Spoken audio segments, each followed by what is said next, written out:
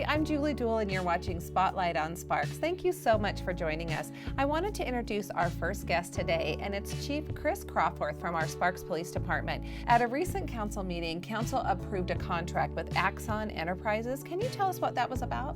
Yes, absolutely. I'm extremely excited about it.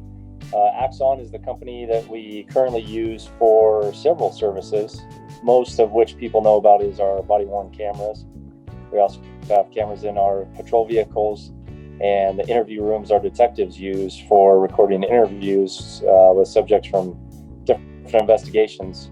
We are in year 3 of a 5-year contract with them, and we also discovered they provide us, well, we knew they just provide us the tasers we use, which are what we determine as an intermediate weapon. So it's used de-escalation and obviously not going to a lethal force, which is what we always want to avoid. What we discovered was our tasers are at end of life, and it was time to purchase some new ones. So since they're the same company, we started talking to them about the taser, and that led to discussions about making a new contract for everything and bringing it under one option, which also allowed us to bring in some new technology that they had created in the 3 years since we first went to a contract with them, which are some of the things I'm really excited about as well. Thank you, that's great information. Can you tell me how important this contract with Axon is? Extremely important. The transparency that it shows, the entire incident between one of our officers and the community is really important, because as we saw in the past, there was just little tidbits, and now we're able to offer more of the whole picture of what happens. So that's very important for us to have that out there so that we can show the community the amazing work our folks do every day. Thank you, Chief. Is there anything else I missed that you'd like to mention? Yeah, about the contract, a couple of other things I'm excited about is it's like I said, it's going to bring everything under one umbrella, which is nice for us, for our supervisors and all of our employees. One of the neat features they've added is what they call performance, and that is just a way for supervisors to quickly address or look at what their employees are doing. And then another one is a GPS locate on the body camera itself, which I look at as, one, it verifies with the community that where we're saying we're at, what we're doing is located by GPS, but 2, it will locate our officers, and if, God forbid one of our officers was harmed, we can get right to where they're at. And also it'll make us more efficient in terms of we can get other officers to their exact location faster in a critical incident, which when we bring more people, it just shows that there is usually a reduction in the amount of force used. So it will allow us to serve the community even better with a lower level of force.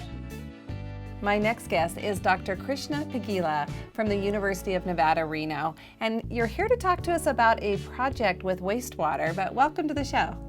Thank you, Julie. I'm glad to be here. I know we've mentioned this project on the show before, but basically we are testing wastewater to see the prevalence of COVID-19 in our wastewater. Can you tell me about that? It's fascinating. What it involves is that monitoring wastewater from humans to see what is happening in the public health ecosystem. So in our case, with respect to COVID, people who might have COVID will have those viral signatures or particles of the virus in their feces, which goes into the waste and then the wastewater. So by taking samples of the wastewater from the sewer or end of the sewer at the water reclamation facility, we can measure those markers of the virus in the wastewater in the lab, using the same technique as what they use for human testing of COVID-19 by the technique called qPCR. So we can measure the concentrations of these markers, from which we can determine what is the viral concentrations in the wastewater, and can backtrack it to saying that whether the number of people infected are going up or not by seeing the increase or decreases in concentration. So it's basically a way for us to measure COVID-19 prevalence in the community without going to the people to get a sample.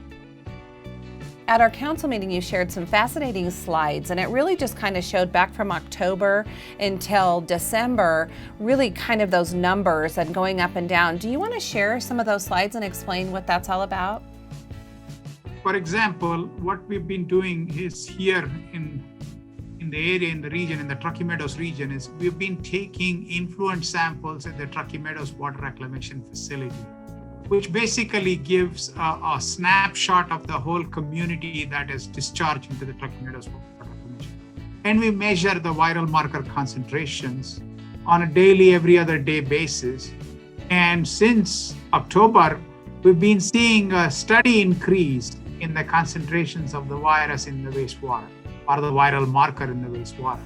So that tells us that the cases, the number of active cases and number of new cases are increasing from early October until about Thanksgiving, and we see a slight decrease now. So we need to see how the cases turn out, which is kind of trending to say that we might have a decrease in the number of active cases or number of actual cases, daily cases decreasing over the next few days. So it's really a tool that has been able to tell us what's happening from that graph. We are also doing two other things. One is we are looking at measuring concentrations of the virus in the sewers around 12 spots within what we call a sewer shed of the Tumworth plant. And what that tells us is that how this disease is geographically distributed within the Truckee Meadows region. So that's a work under progress. We hope to have all that data compiled to the point where we can say how the disease is geographically distributed. And if we use some of the statistical analysis between Washoe County Health District data and our data, we may be able to even predict whether hotspots are occurring in certain places or not.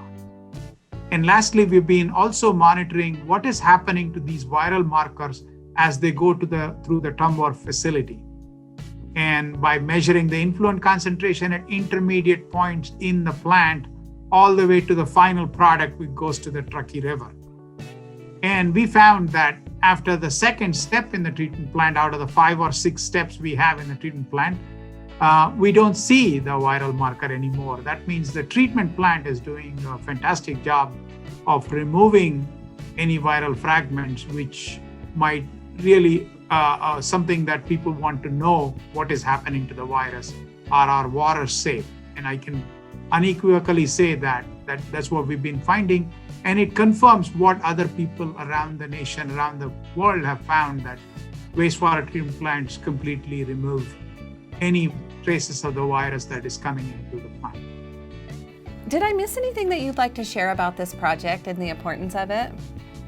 Hopefully, this pandemic will go away and we will be able to monitor it and really say that, yes, it is going away. We have seen it going up.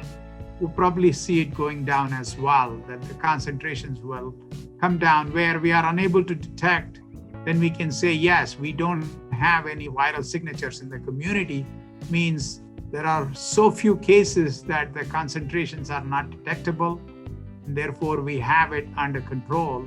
I really look forward to that, when we can have no COVID in our wastewater, and that'll just give us a really good indication of when it's going away in our community. So thank you so much for that valuable information. Thank you, Julie.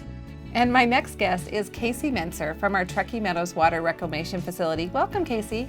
Hey, thank you so much for having me on the show. I wanted to talk to you about some important new technology that we have at a pilot project that we have coming out to Tumworth. So this agreement is for the 6-month rental of a pilot unit from Aqua Aerobic Systems, Inc. to conduct an investigation of a newer wastewater treatment technology known as aerobic granular sludge.